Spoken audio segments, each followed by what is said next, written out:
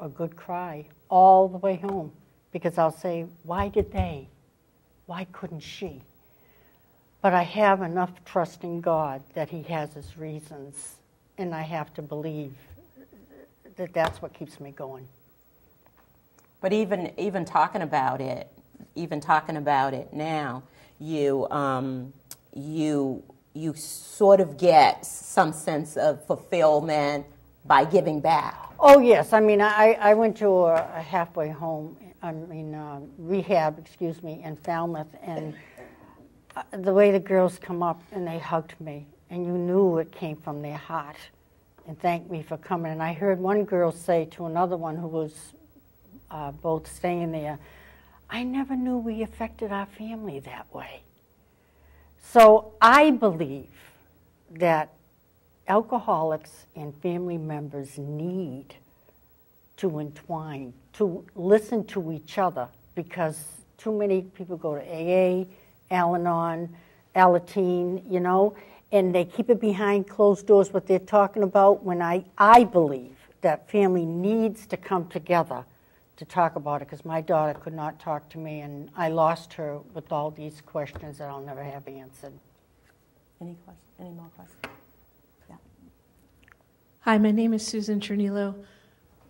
Well, Alberta has made it wonderfully clear what has inspired her and got her to writing, but I'm wondering about the others. Where does your inspiration come from? Is it reality? Is it your imagination? I think you mentioned your weird imaginings. What lights up those weird imaginings? Where do they come from?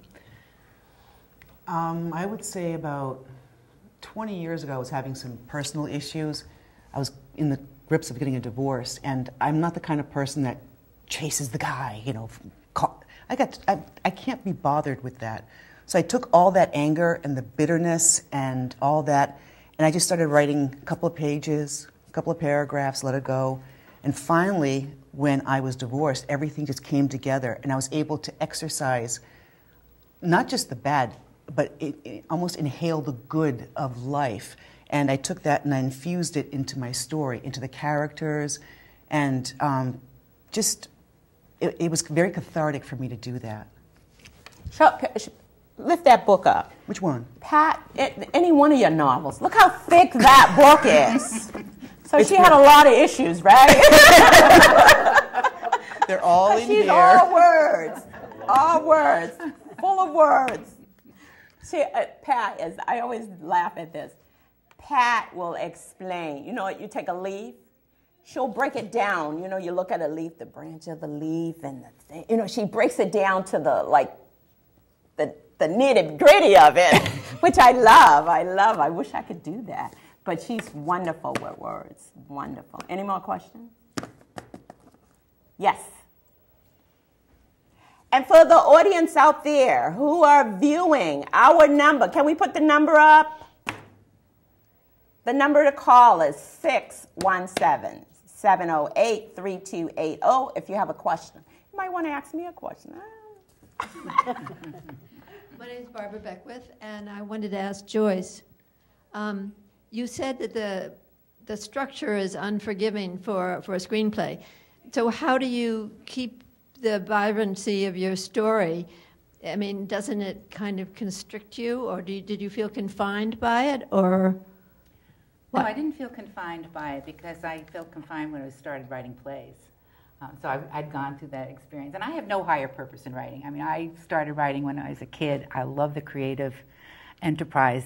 That just stimulates me. But I think what happens is you put a mindset for yourself, whether it's prose or nonfiction, because I've done nonfiction as well. And you just get tunnel vision about it. And you just, this is the way it is. You have to do it that way.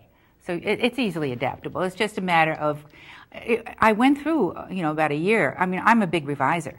So I must have revised this film script at least 6 times before it got to the point where I thought it was finished.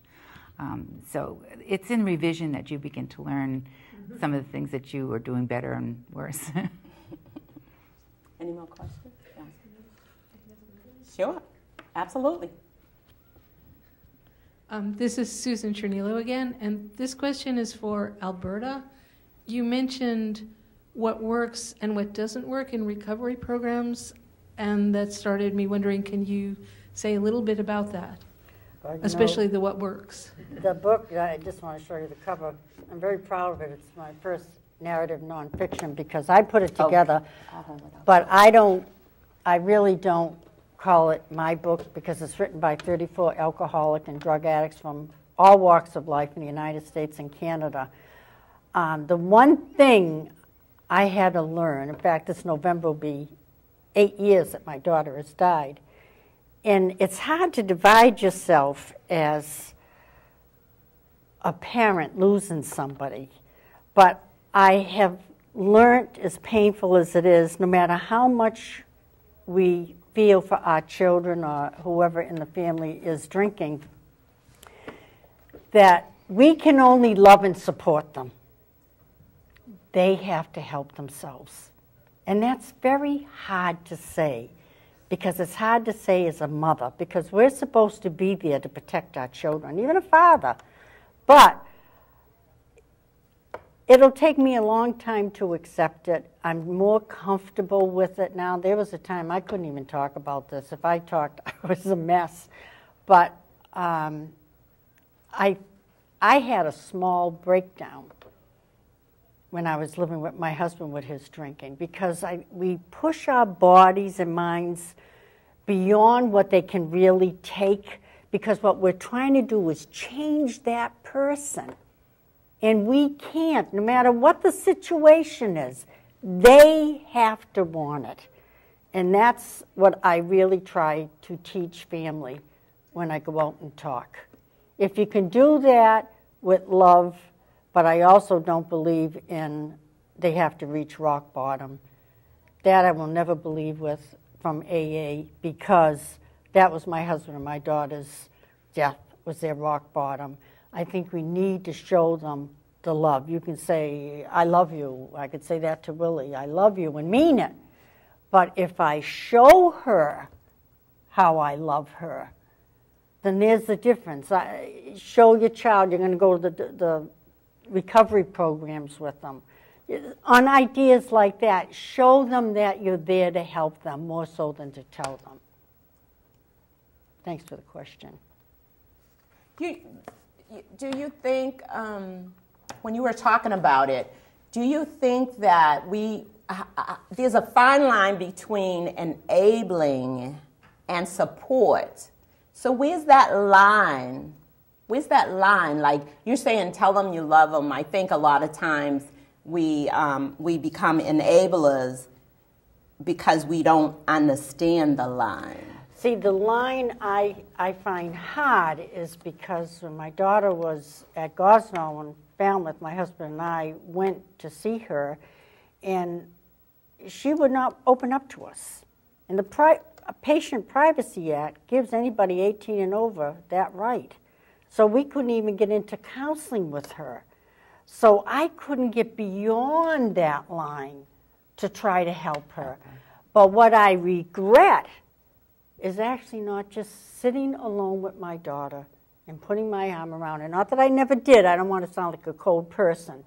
But I should have listened more to what she was feeling. But yet I had a sister-in-law who was right, too. She tries to comfort me and say, but you've got to realize she was 37, 39. She had to reach out, too. Mm-hmm. And I just think so much in her past, because we don't realize when we don't talk to them what's actually happened in their life. And Laurie had a lot of things that happened in her life that I didn't know of. So that I'm just explaining it. Every situation is different how to get on that line. We'll wind it down. We have 3 more minutes. So is there anything you would like to... You have a question. Okay. Just really quick. If you could each just share a soundbite on each of your books. You have books in front of you. Oh. We'd love to know more about They got 1 minute. You got 1 minute to... You might as well start. To say. Oh, God, I don't have my glasses. I can't. Just say it. This is a comedy. I think everybody knows people that fall into a big vat of like poop. They come out smelling like roses. and they're going down the street of life, and there's destruction and chaos behind them, not in a bad way, and they never see what happens behind them because they think they're like charmed or something. And it's a story of two brothers who the devil is trying to keep out of hell because he's afraid they're going to take over.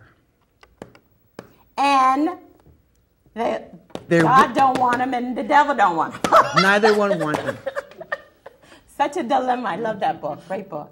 I'm just going to go fast by just showing the pictures. This is my very first book, and it's not sure which way it's supposed to be. Oh, that's okay.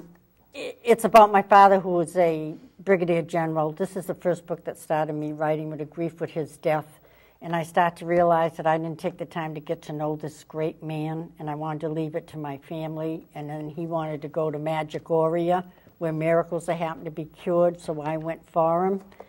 This is my next book, Someone Stopped the Merry-Go-Round, An Alcoholic Family in Crisis, and it's about my years being married to Richie and what we went through behind closed doors and how everybody is affected by drinking.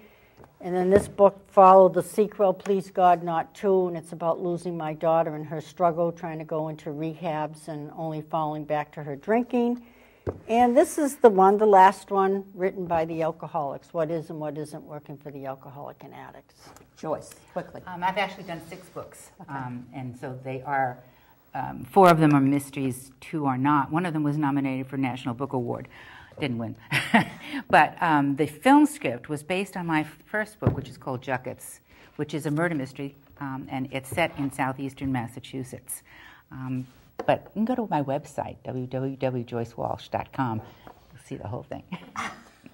Wow. Thank you. That was wonderful. Thank you, guys. Yeah, thank Great you. questions. Thank you. Give yourself a hand.